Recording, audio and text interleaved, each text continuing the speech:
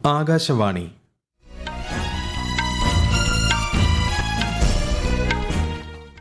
നമസ്കാരം. വാർത്തകൾ വായിക്കുന്നത് പ്രവീൺ കുമാർ.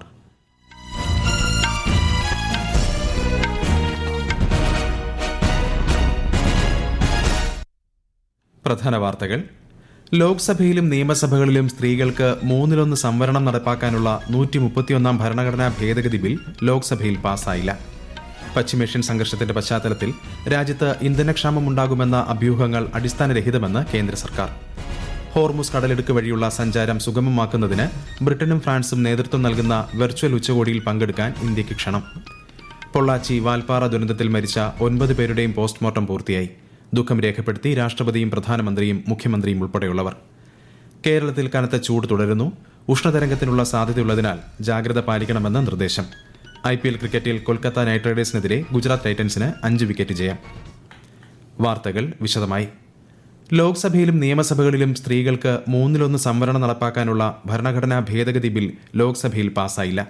ഭരണഘടനയുടെ 131 ഭേദഗതി ബിൽ 2/3 ഭൂരിപക്ഷം ലഭിക്കാത്തതിനാലാണ് ലോക്സഭയിൽ പാസ്സാകാത്തത്. ഇതുമായി അനുബന്ധിച്ചുള്ള കേന്ദ്രഭരണ പ്രദേശ നിയമനിർമ്മാണ ഭേദഗതി ബിൽ, ഡീലിമിറ്റേഷൻ ബിൽ എന്നിവയിലും ഇനി തുടർ നടപടികളുണ്ടാകില്ലെന്ന് ലോക്സഭാ സ്പീക്കർ ഓം ബിർള അറിയിച്ചു. വിശദാംശങ്ങളിലേക്ക്. 489 അംഗങ്ങളിൽ 326 പേരുടെ വോട്ടാണ് ആവശ്യമായിരുന്നത്. എന്നാൽ 298 എംപിമാർ ബില്ലിനെ അനുകൂലിച്ചും 230 പേർ എതിർത്തും വോട്ട് ചെയ്തു. നിയമനിർമ്മാണം പാസാക്കുന്നതിന് മതിയായ ഭൂരിപക്ഷം ലഭിക്കാത്തതിനാൽ മുന്നോട്ടു പോകാൻ കഴിയില്ലെന്ന് സ്പീക്കർ ഓം ബിർള പ്രഖ്യാപിച്ചു. भारत के संविधान का और संशोधन करने वाले विधेयक पर विचार किए जाए. शुद्धि के अद्यतन मत विभाजन इस प्रकार है: हाँ 298 298, ना 230 230. പാർലമെന്റിൽ അവതരിപ്പിച്ച ഡീലിമിറ്റേഷൻ ബിൽ, കേന്ദ്രഭരണ പ്രദേശങ്ങളിലെ നിയമ ഭേദഗതി ബിൽ എന്നിവ 131 ഭേദഗതി ബില്ലുമായി ബന്ധപ്പെട്ടിരിക്കുന്നതിനാൽ ആ 2 ബില്ലുകളും പാസാക്കില്ലെന്ന് കേന്ദ്ര പാർലമെന്ററി കാര്യമന്ത്രി കിരൺ റിജിജു അറിയിച്ചു. സ്ത്രീകൾക്ക് സംവരണം നൽകാനുള്ള അവസരം പ്രതിപക്ഷം നഷ്ടപ്പെടുത്തിയെന്ന് അദ്ദേഹം ആരോപിച്ചു. ഡീലിമിറ്റേഷനായി ഭരണഘടനയിൽ വ്യവസ്ഥകളുണ്ടെന്നും എല്ലാ നിയോജക മണ്ഡലങ്ങളിലെയും വോട്ടർമാരെ യുക്തിസഹമായി വിലയിരുത്തുന്നതിന് ഡീലിമിറ്റേഷൻ ബിൽ ആവശ്യമാണെന്നും ചർച്ചയ്ക്ക് മറുപടി നൽകിക്കൊണ്ട് കേന്ദ്ര ആഭ്യന്തരമന്ത്രി അമിത്ഷാ പറഞ്ഞു. നാരീശക്തി വന്ദൻ അധിനിയം വനിതാ സംവരണ ബില്ലല്ലെന്നും സ്ത്രീ ശാക്തീകരണവുമായി ബില്ലിന് ബന്ധമില്ലെന്നും ചർച്ചയിൽ പങ്കെടുത്ത ലോക്സഭാ പ്രതിപക്ഷ നേതാവ് രാഹുൽ ഗാന്ധി ആരോപിച്ചു. News desk Akashvani. രാജ്യത്ത് ഇന്ധനക്ഷാമമുണ്ടാകുമെന്ന അഭ്യൂഹങ്ങൾ അടിസ്ഥാനരഹിതമാണെന്ന് പെട്രോളിയം മന്ത്രാലയം. പെട്രോൾ, ഡീസൽ, LPG എന്നിവയുടെ മതിയായ ശേഖരം രാജ്യത്തുള്ളതായും റിഫൈനറികൾ തടസ്സമില്ലാതെ പ്രവർത്തിക്കുന്നതായും മന്ത്രാലയം അറിയിച്ചു. രാജ്യത്തെവിടെയും ഗ്യാസ് ഏജൻസികളിൽ സ്റ്റോക്ക് തീരുന്ന സാഹചര്യം റിപ്പോർട്ട് ചെയ്തിട്ടില്ല. വാണിജ്യ മേഖലയിലെ വിതരണം 70% പുനഃസ്ഥാപിച്ചു കഴിഞ്ഞതായും 4.68 ലക്ഷം പുതിയ PNG കണക്ഷനുകൾ നൽകിയതായും പെട്രോളിയം മന്ത്രാലയം ജോയിന്റ് സെക്രട്ടറി സുജാത ശർമ്മ അറിയിച്ചു. घरेलू LPG के संबंध में किसी डिस्ट्रीब्यूटर पर कोई ड्राई आउट रिपोर्टेड नहीं है. हमारा ऑनलाइन बुकिंग 98% है और डिलीवरी ऑथेंटिकेशन कोड के साथ डिलीवरी लगभग 93% है. कमर्शियल LPG भी 70% तक रेस्टोर्ड है और कल लगभग 8,200 टन कमर्शियल LPG की भी सेल हुई है. ഹോർമുസ് കടലിടുക്ക് വഴിയുള്ള സഞ്ചാരം സുഗമമാക്കുന്നത് സംബന്ധിച്ച് ബ്രിട്ടീഷ് പ്രധാനമന്ത്രി കെയർ സ്റ്റാർമറും ഫ്രഞ്ച് പ്രസിഡന്റ് ഇമ്മാനുവൽ മാക്രോണും ചർച്ച നടത്തി. ഹോർമുസ് കടലിടുക്കിലെ സാഹചര്യം പരിഹരിക്കുന്നതിനായി ഏകദേശം 40 രാജ്യങ്ങളുമായി ഒരു വെർച്വൽ ഉച്ചകോടി നടത്താൻ ഇരു നേതാക്കളും ധാരണയായി.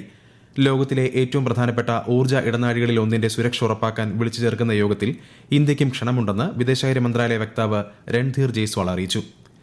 പശ്ചിമേഷ്യൻ സംഘർഷത്തിന്റെ പശ്ചാത്തലത്തിൽ അടച്ച ഹോർമുസ് കടലിടുക്ക് ചരക്ക് കപ്പലുകൾക്കായി പൂർണ്ണമായും തുറന്നു. ലബനൻ ഇസ്രായേൽ തർക്കത്തിൽ 10 ദിവസത്തെ വെടിനിർത്തൽ പ്രഖ്യാപിച്ചതിന് പിന്നാലെയാണ് ഇറാന്റെ ഈ നിർണായക നീക്കം. ഐക്യരാഷ്ട്രസഭ സെക്രട്ടറി ജനറൽ അന്റോണിയോ ഗുട്ടറസ് തീരുമാനത്തെ സ്വാഗതം ചെയ്തതായി അറിയിച്ചു. ആഴ്ചകളായി അടഞ്ഞുകിടന്ന ഹോർമുസ് കടലിടുക്ക് തുറന്നതോടെ ആഗോള വിപണിയിൽ എണ്ണവില 11% ഇടിഞ്ഞു. ഇസ്രായേൽ ലബനൻ വെടിനിർത്തൽ കരാറിനെ സ്വാഗതം ചെയ്ത് ഇന്ത്യ. മേഖലയിൽ സമാധാനം പുനഃസ്ഥാപിക്കാനുള്ള ഏത് നടപടിയെയും ഇന്ത്യ പിന്തുണയ്ക്കുമെന്ന് വിദേശകാര്യ വക്താവ് രൺധീർ ജയ്സ്വാൾ പറഞ്ഞു. ഇറാനുമായുള്ള സമഗ്ര സമാധാന കരാർ അന്തിമമാക്കുന്നതുവരെ ഇറാനിയൻ തുറമുഖങ്ങളിൽ അമേരിക്കൻ നാവിക ഉപരോധം തുടരുമെന്ന് US president Donald Trump. Hormuz കടലിടുക്കിലേക്കുള്ള പ്രവേശന മാർഗം പുനഃസ്ഥാപിക്കാനുള്ള ഇറാന്റെ നീക്കത്തിനിടെയാണ് ട്രംപിന്റെ പ്രഖ്യാപനം. ഇറാനുമായി മാത്രമാണ് നാവിക ഉപരോധമെന്നും സമാധാന കരാർ 100% പൂർത്തിയാകുന്നതുവരെ പൂർണ്ണശക്തിയിൽ ഉപരോധം തുടരുമെന്നും ട്രംപ് ട്രൂത്ത് സോഷ്യലിലൂടെ വ്യക്തമാക്കി. ഈ വാർത്തകൾ ആകാശവാണിയിൽ നിന്ന്.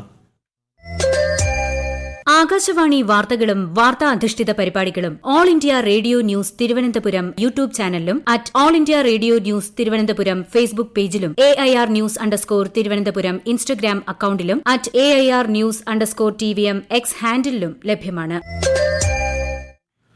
നിയമസഭാ തെരഞ്ഞെടുപ്പ് നടക്കുന്ന തമിഴ്നാട്ടിലും പശ്ചിമ ബംഗാളിലും പ്രചാരണം ഊർജിതം. ഇരു സംസ്ഥാനങ്ങളിലും ഈ മാസം 23-നാണ് വോട്ടെടുപ്പ്. 2 ഘട്ടമായി വോട്ടെടുപ്പ് നടക്കുന്ന പശ്ചിമ ബംഗാളിൽ ആദ്യഘട്ടത്തിൽ 152 മണ്ഡലങ്ങളിലാണ് വിധിയെഴുതുന്നത്. രണ്ടാം ഘട്ട പോളിംഗ് ഈ മാസം 29-ന് നടക്കും. മെയ് 4-നാണ് വോട്ടെണ്ണൽ. പൊള്ളാച്ചി വാൽപ്പാറ ദുരന്തത്തിൽ മരിച്ച 9 പേരുടെയും മൃതദേഹം പോസ്റ്റ്മോർട്ടം പൂർത്തിയാക്കി മലപ്പുറത്തേക്ക് കൊണ്ടുവരികയാണ്. പരിക്കേറ്റവർക്ക് വിദഗ്ധ ചികിത്സ ഉറപ്പാക്കാനും തമിഴ്നാട് സർക്കാർ നിർദ്ദേശം നൽകിയിരുന്നു. സംഭവത്തിൽ രാഷ്ട്രപതി ദ്രൌപദി മുർമു, പ്രധാനമന്ത്രി നരേന്ദ്രമോദി, മുഖ്യമന്ത്രി പിണറായി വിജയൻ ഉൾപ്പെടെയുള്ളവർ ദുഃഖം രേഖപ്പെടുത്തി. മരിച്ചവരുടെ കുടുംബങ്ങൾക്ക് ആവശ്യമായ സഹായങ്ങൾ സർക്കാർ നൽകുമെന്നും മുഖ്യമന്ത്രി പറഞ്ഞു. മലപ്പുറം ജില്ലാ കളക്ടറുടെ മേൽനോട്ടത്തിൽ മലപ്പുറം ജില്ലയിൽ നിന്നുള്ള ആരോഗ്യ വിഭാഗം, റവന്യൂ വിഭാഗം ഉദ്യോഗസ്ഥർ ഇന്നലെ രാത്രി തന്നെ സംഭവസ്ഥലത്തെത്തിയിരുന്നു. മലപ്പുറം GLP സ്കൂളിലെ അധ്യാപകർ ഉൾപ്പെടെയുള്ളവരാണ് വാഹനത്തിലുണ്ടായിരുന്നത്. വിശദാംശങ്ങളുമായി ആകാശവാണി മലപ്പുറം ജില്ലാ പ്രതിനിധി സുരേഷ് ബാബു. കോയമ്പത്തൂർ ജില്ലാ ഭരണകൂടത്തിന്റെ പൂർണ്ണമായ സഹകരണം ലഭിച്ചതാണ് ഇന്നലെ അർദ്ധരാത്രിക്ക് ശേഷം പൊള്ളാച്ചിയിലെ ജില്ലാ ആശുപത്രിയിൽ 9 മൃതദേഹങ്ങളുടെയും പോസ്റ്റ്മോർട്ടവും മറ്റു തുടർ നടപടികളും വേഗത്തിലാക്കാൻ സഹായകമായത്. പ്രത്യേക ആംബുലൻസുകളിൽ പോലീസ് അകമ്പടിയോടുകൂടി പുറപ്പെട്ട മൃതദേഹങ്ങൾ പാങ്ങിലെത്തിയ ശേഷം അമ്പലപ്പറമ്പ് ഹയർ സെക്കൻഡറി സ്കൂളിൽ പൊതുദർശനത്തിന് വെക്കും. തുടർന്ന് ഉച്ചയോടുകൂടി സംസ്കാര ചടങ്ങുകൾ നടക്കും. അപകടത്തിൽ പരിക്കേറ്റ് കോയമ്പത്തൂരിലെ മെഡിക്കൽ കോളേജിൽ ചികിത്സയിൽ കഴിയുന്ന 3 പേരുടെ നില ഗുരുതരമായി തുടരുകയാണ്. അപകട നില തരണം ചെയ്ത 11-കാരിയെ പെരിന്തൽമണ്ണയിലെ സ്വകാര്യ ആശുപത്രിയിലേക്ക് മാറ്റിയിട്ടുണ്ട്. വിഷുപൂജകൾ പൂർത്തിയാക്കി ശബരിമല അയ്യപ്പ ക്ഷേത്രനട ഇന്നടയ്ക്കും. ഇന്ന് സഹസ്രകലശ അഭിഷേകം നടക്കും. ഇടവമാസ പൂജയ്ക്കായി നട വീണ്ടും അടുത്ത മാസം 14-ന് തുറക്കും. ഇന്ത്യയിൽ നിന്നുള്ള ഈ വർഷത്തെ ഹജ്ജ് തീർത്ഥാടനത്തിന് ഇന്ന് തുടക്കമാകും. രാജ്യത്തെ വിവിധ കേന്ദ്രങ്ങളിൽ നിന്നായി 1,75,000-ലധികം തീർത്ഥാടകരാണ് ഇത്തവണ സൗദി അറേബ്യയിൽ ഹജ്ജ് കർമ്മത്തിൽ പങ്കെടുക്കുന്നത്. കേരളത്തിൽ കനത്ത ചൂട് തുടരുന്നു. ഞായറാഴ്ച വരെ 12 ജില്ലകളിൽ കേന്ദ്ര കാലാവസ്ഥാ വകുപ്പ് ഉയർന്ന താപനില മുന്നറിയിപ്പ് നൽകിയിട്ടുണ്ട്. ചിലയിടങ്ങളിൽ ഉഷ്ണതരംഗത്തിന് സമാനമായ സാഹചര്യമാണ് നിലനിൽക്കുന്നത്. ഇടുക്കി, വയനാട് ഒഴികെയുള്ള ജില്ലകളിൽ താപനില 2 മുതൽ 4 ഡിഗ്രി സെൽഷ്യസ് വരെ ഉയരാൻ സാധ്യതയുണ്ട്. പാലക്കാട് ജില്ലയിലാണ് ഏറ്റവും കൂടുതൽ ചൂട് രേഖപ്പെടുത്തിയത്. സംസ്ഥാനത്ത് കനത്ത ചൂട് റിപ്പോർട്ട് ചെയ്യുന്ന സാഹചര്യത്തിൽ ജാഗ്രത പാലിക്കണമെന്ന് ആരോഗ്യവകുപ്പ് അറിയിച്ചു. പ്രധാന ആശുപത്രികളിൽ പ്രത്യേക ഹീറ്റ് സ്ട്രോക്ക് ക്ലിനിക്കുകൾ ആരംഭിച്ചു. IPL ക്രിക്കറ്റിൽ ക്യാപ്റ്റൻ ശുഭ്മാൻ ഗില്ലിന്റെ അർദ്ധ സെഞ്ചുറി മികവിൽ കൊൽക്കത്ത നൈറ്റ് റൈഡേഴ്സിനെതിരെ ഗുജറാത്ത് ടൈറ്റൻസിന് 5 വിക്കറ്റ് വിജയം. 181 റൺസ് വിജയലക്ഷ്യം പിന്തുടർന്ന ഗുജറാത്ത് ടൈറ്റൻസ് 2 പന്ത് ബാക്കി നിൽക്കെ ലക്ഷ്യം നേടുകയായിരുന്നു. 86 റൺസ് എടുത്ത ശുഭ്മാൻ ഗില്ലാണ് കളിയിലെ താരം. ഇന്ന് 3:30-ന് ബംഗളൂരുവിൽ നടക്കുന്ന മത്സരത്തിൽ റോയൽ ചലഞ്ചേഴ്സ് ബംഗളൂരു ഡൽഹി ക്യാപിറ്റൽസിനെ നേരിടും. ഹൈദരാബാദിൽ രാത്രി 7:30-ന് ആരംഭിക്കുന്ന മത്സരത്തിൽ സൺറൈസേഴ്സ് ഹൈദരാബാദ് ചെന്നൈ സൂപ്പർ കിങ്സുമായി ഏറ്റുമുട്ടും. ഡർബനിൽ നടന്ന 2020 വനിതാ ക്രിക്കറ്റ് പരമ്പരയിലെ ആദ്യ മത്സരത്തിൽ ഇന്ത്യയെ 6 വിക്കറ്റിന് പരാജയപ്പെടുത്തി ദക്ഷിണാഫ്രിക്ക. 158 റൺസ് വിജയലക്ഷ്യം പിന്തുടർന്ന ദക്ഷിണാഫ്രിക്ക 5 പന്ത് ബാക്കി നിൽക്കെ ലക്ഷ്യം മറികടക്കുകയായിരുന്നു. ഇതോടെ 5 മത്സരങ്ങളുള്ള പരമ്പരയിൽ ദക്ഷിണാഫ്രിക്ക 1-0-ന് മുന്നിലെത്തി. പരമ്പരയിലെ അടുത്ത മത്സരം ഞായറാഴ്ച നടക്കും. ISL ഫുട്ബോളിൽ ഇന്ന് കേരള ബ്ലാസ്റ്റേഴ്സ് ജംഷഡ്പൂരിനെയും ഗോവ മുംബൈ സിറ്റിയെയും നേരിടും.